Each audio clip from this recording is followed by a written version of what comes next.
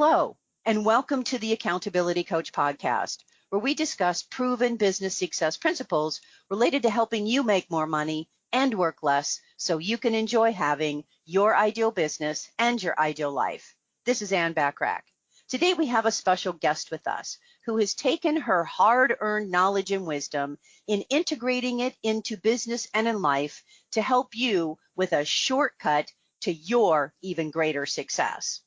Saitz is the founder and CEO of Zen Rabbit and the host of the podcast, Fine is a four-letter word. An award-winning author, speaker, Lori is on a mission to teach the world to be calm and grounded no matter what's going on.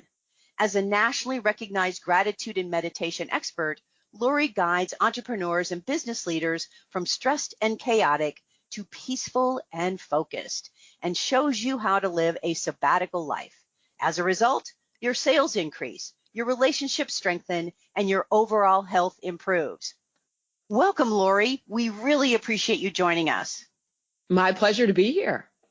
Well, as you probably know, I like to get right into the meat of things because I'm really excited, actually, to learn what you have to share with us today.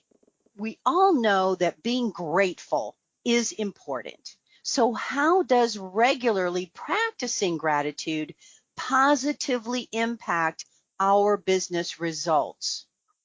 Yeah, gratitude, when you are in a state of gratitude, you are operating at the highest energetic vibration. And there's science and research behind this. So, everything is made of energy. When you're operating from this place of gratitude, everything is amplified. And so this can sound maybe a little crazy, but again, science and research, you are magnetizing opportunities, coincidences, synchronicities to happen. Now, from backing down a little bit on bringing it maybe into more of a clearer focus, what happens when you are in a state of gratitude is you can be more creative, you're more focused, you have a greater ability to feel empathy towards others. So your relationships, your business relationships are better. So many fantastic conditions come about when you're in a state of gratitude that support your business. That is great. I mean, there's always got to be the benefits of why am I doing this? I mean, how does it really affect us as a business as we want to grow? And that certainly explains it. Just at a human level, when you are living in a state of gratitude, you're happier. I mean, who doesn't want this? Exactly. And along those lines, is it true that you can use gratitude then to help us differentiate our business? And if so, what would that look like and how would we do that? Absolutely. When I started my first business, which was Zen Rabbit Baking Company, I was making and marketing a product called the Gratitude Cookie. And I was using it as a tool, creating it as a tool for businesses to say thank you to their clients and their referral sources. And it is absolutely a differentiating factor because think about how many vendors or suppliers do you work with who regularly say thank you to you for your business. They may be doing a great job of providing what you've contracted them to provide, but going above and beyond that and letting people know that you appreciate them and that you value their business, that's a differentiating factor. Absolutely. And when we do that, it also increases the level of awareness people have about our business. Therefore, wouldn't that also help with them referring us?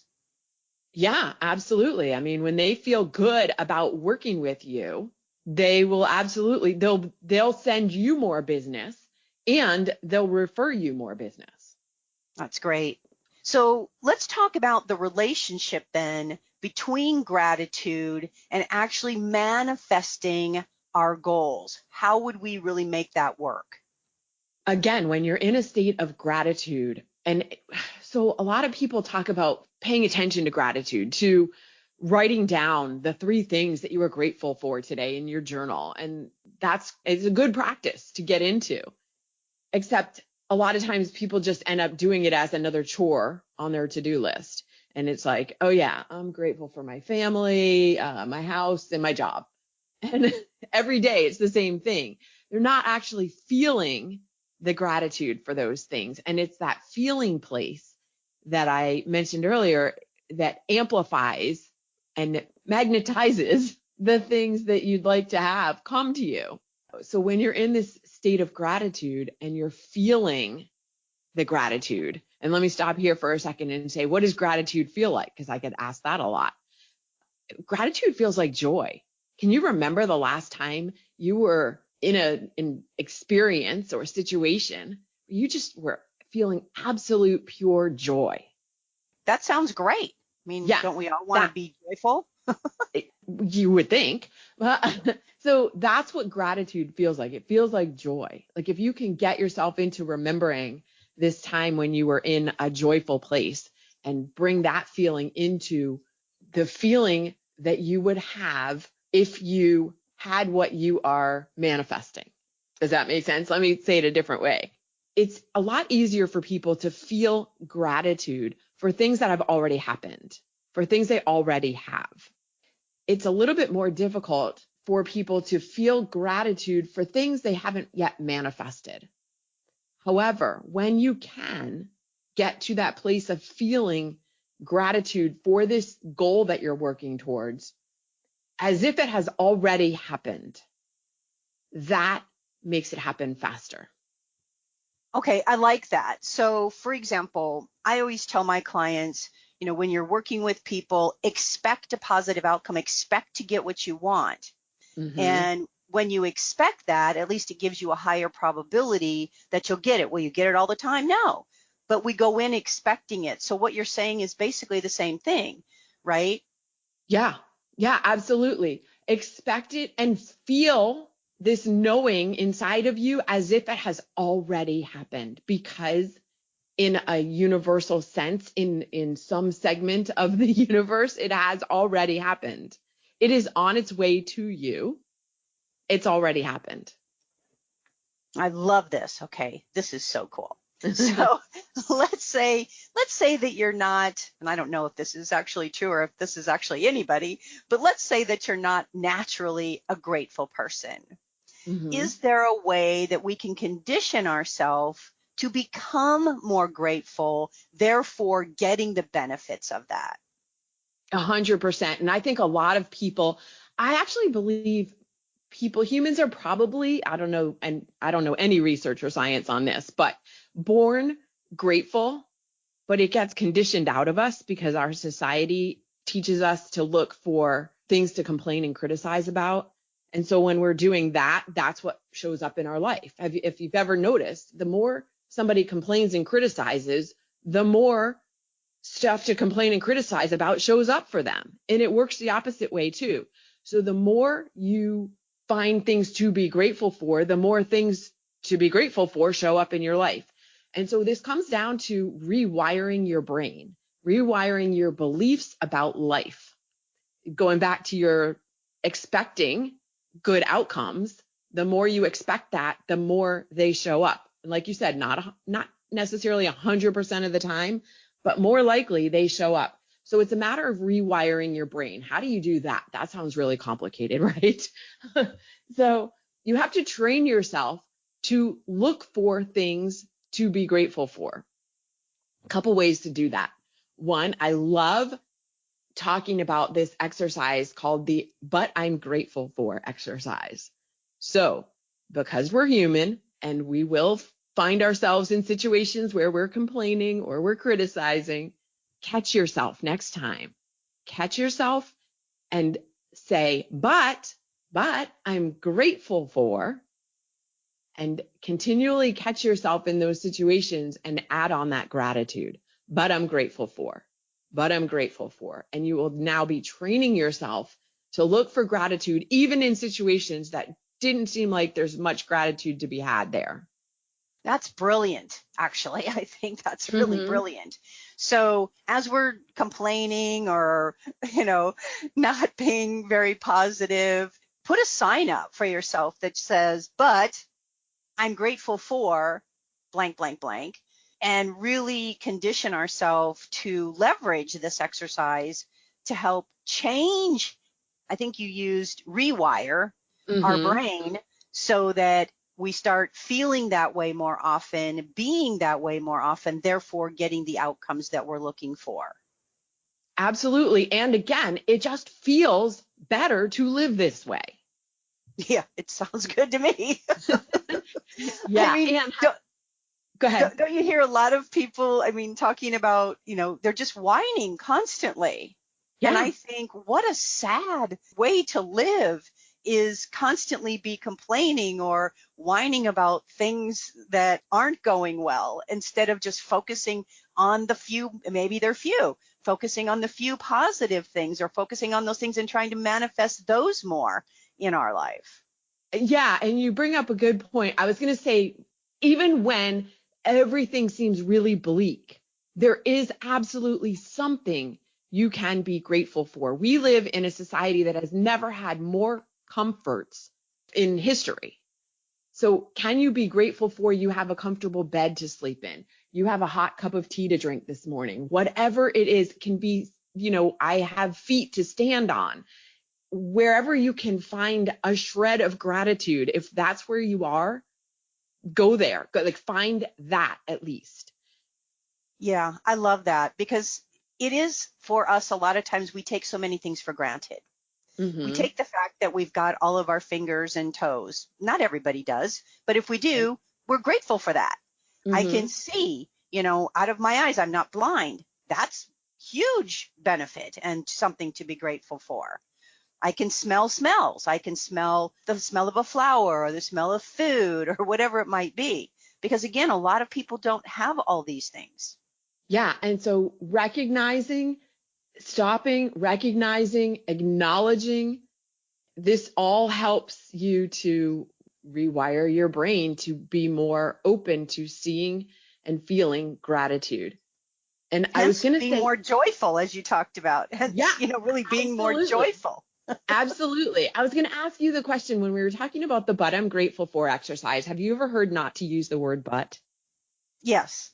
Why? Using the word but negates whatever you had previously said or written. Exactly. And so I just wanted to point out this is exactly why we are using it in this way.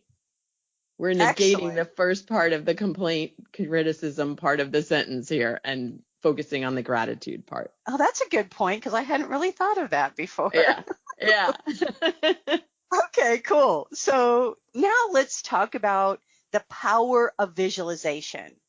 What do you see as the benefits of applying visualization to helping us be even more successful? A couple of ways that visualization works. One, it helps you clarify where you're going or where you'd like to go. So when you can see it, I mean, people who have vision tend to be, I mean, that's how our brains think in pictures, or our brains capture things in pictures. And so when you're visualizing something, you're reinforcing this message to your brain, and the reticular activating system, is that what it's called? Where you are creating a picture for yourself. It's like a GPS, setting a GPS in your car for your brain. And so you're visualizing this thing, and then layer on top of that again the feeling of what it's going to feel like to have it. And now you have amplified that GPS system.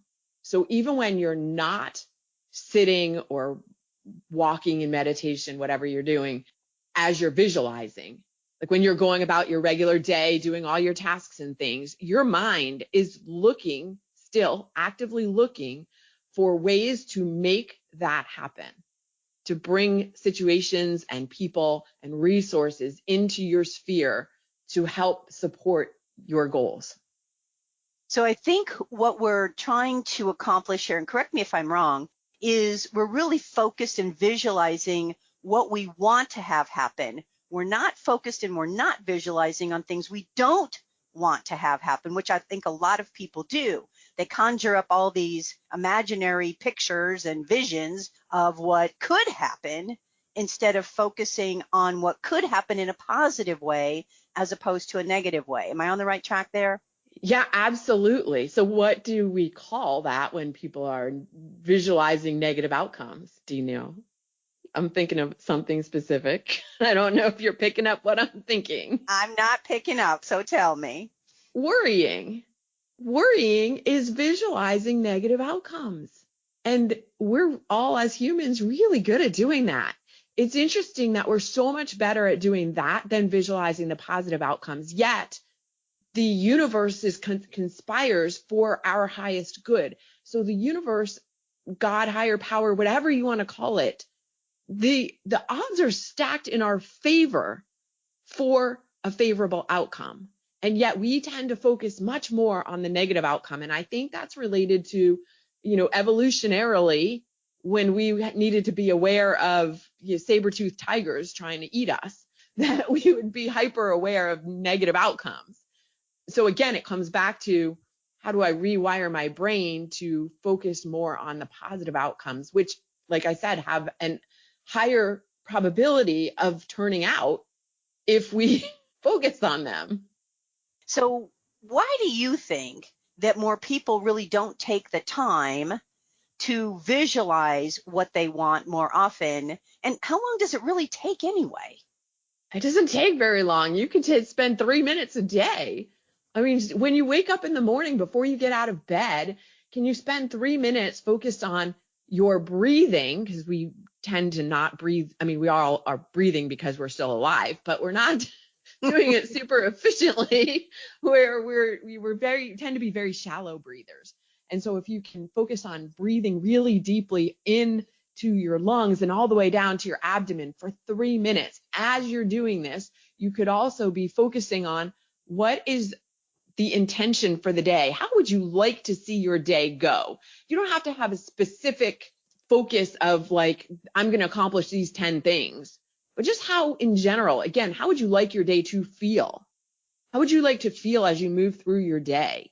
And visualizing that.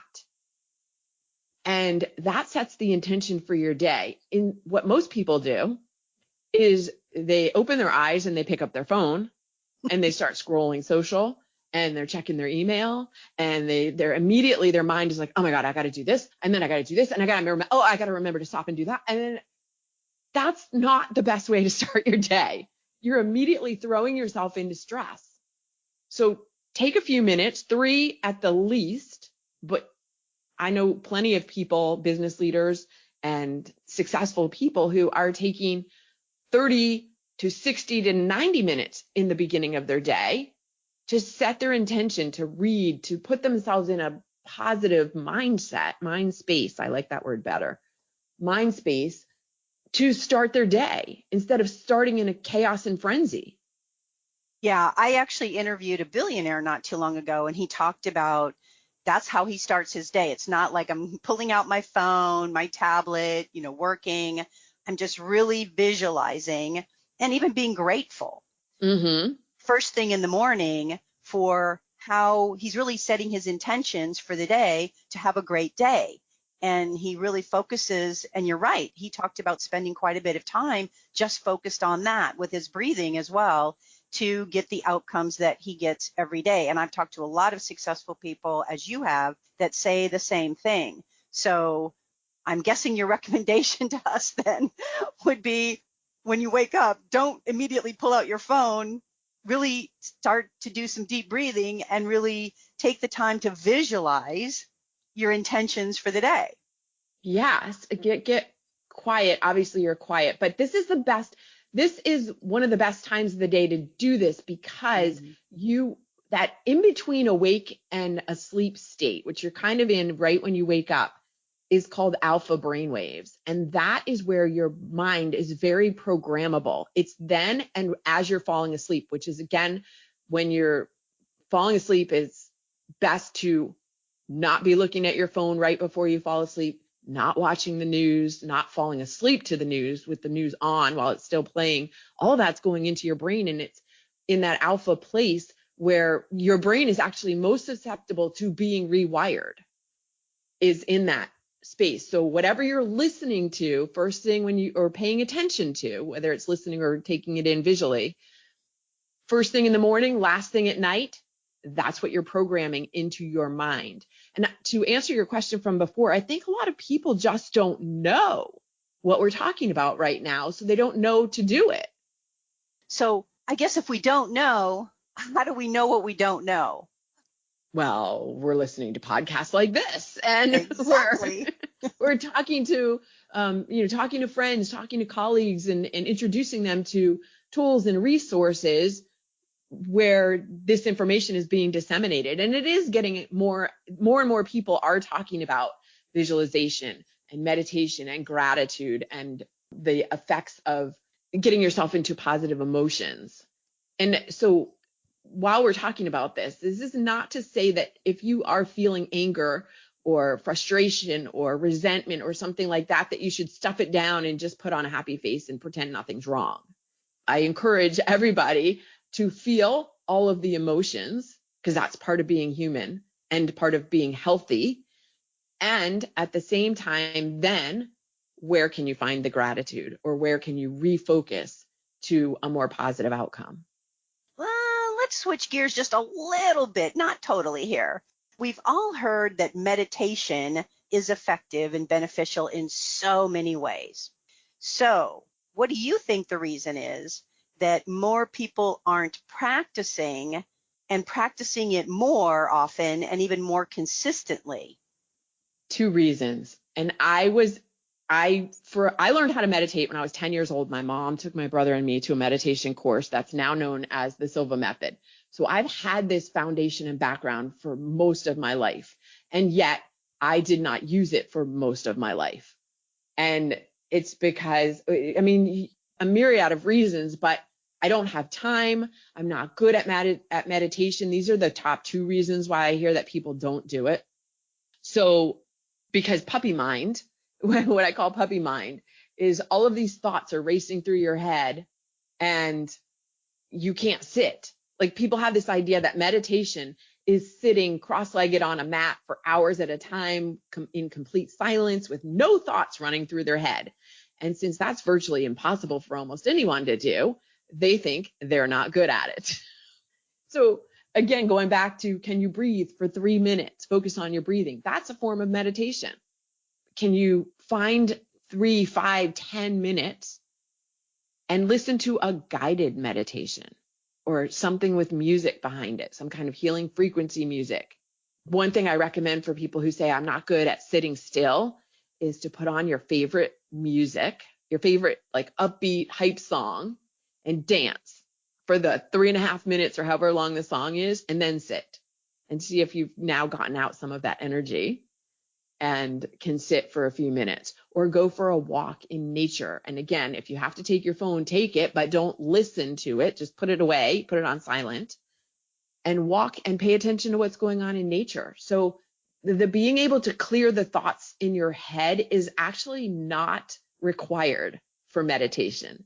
The more you practice it, the better you will get at being able to hold those thoughts off for longer periods of time, but it's always going to be a part of it. And then the other thing about the time is it's really, it's an investment. It's like when people say, I can't afford to hire somebody, or I can't afford to get training I need.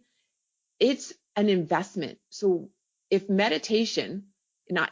meditation does help your focus, your productivity, your release, helps your body release more of the feel good chemicals, serotonin, dopamine, oxytocin.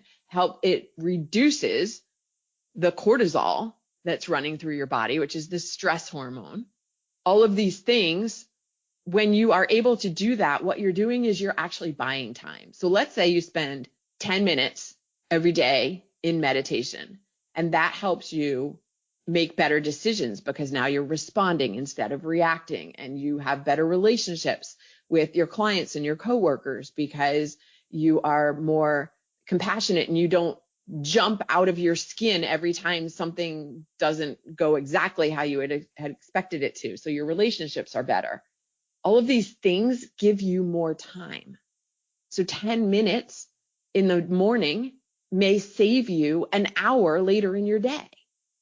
That is so true. And I had never thought of it that way before. Mm-hmm. That's super powerful what you just said. Yeah. So making that investment in 10 minutes could save us hours of anxiety or, Yeah. just being, wasting so much time because we have stressful situations we're dealing with. In other words, it helps us really reduce all that anxiety so we can be better performers. It really helps us regulate our emotions, which helps with our decision making, et cetera, et cetera, et cetera. I mean, there's a ripple effect. Yeah, absolutely. And I will point out that none of this that we're talking about today is going to change your outer circumstances. I mean, it will to a degree, but there will still be chaos in your world because that's, again, part of being human.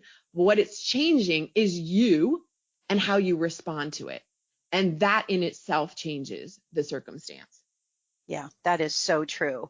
And I think you've got some kind of gratitude meditation.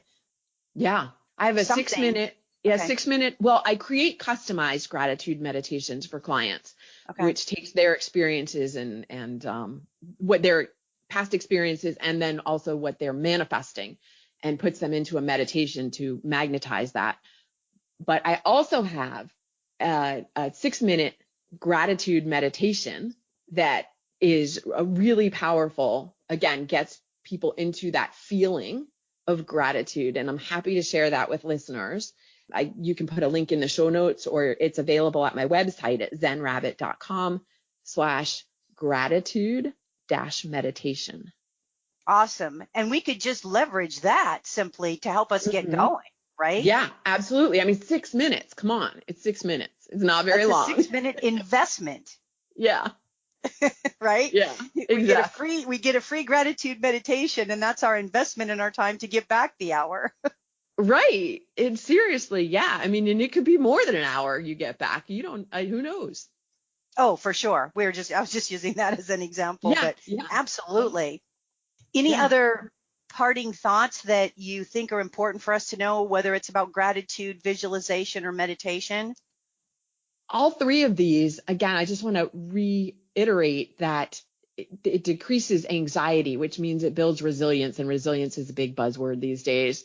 Everybody wants to build resilience. What we've been talking about helps do that, helps you act in the present moment and just, again, feel more relaxed and happier. Because when you talk to people overall, what do they want? They want to be happy. I just want to be happy.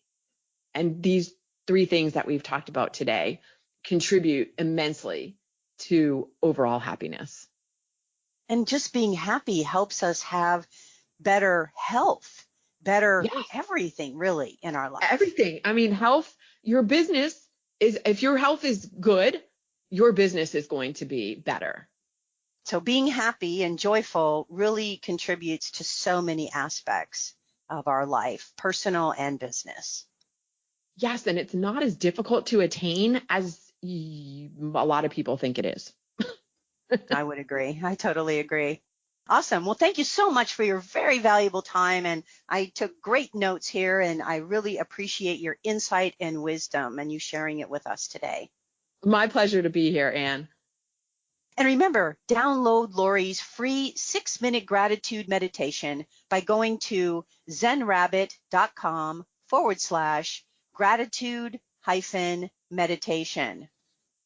Well, my hope for our time together with Lori is that you got value and an idea or two that will help you be even more successful professionally and personally. Feel free to share my podcast with others, as it can be found on most podcast platforms and in most English-speaking countries. And if you'd like to get a short daily fix from me, subscribe to the Accountability Minute, which can also be found on most podcast platforms and in most English-speaking countries, and of course at accountabilitycoach.com. And to download my complimentary gratitude journal exercise, go to accountabilitycoach.com/gratitude. And I really hope you get value and insight from using this gratitude journal exercise. And to download my complimentary thought-provoking power of visualization, creating and enjoying your ideal business and your ideal life guidebook with exercises, go to accountabilitycoach.com/visualization. Visualize what you want and be on the path to having it. Woohoo! Won't that be great? Want more from me? Subscribe to my Proven Business Success Resources and Tips blog by going to accountabilitycoach.com/blog. And always remember to aim for what you want each and every single day. Until next time, make it a great day, today and every day. I appreciate you listening.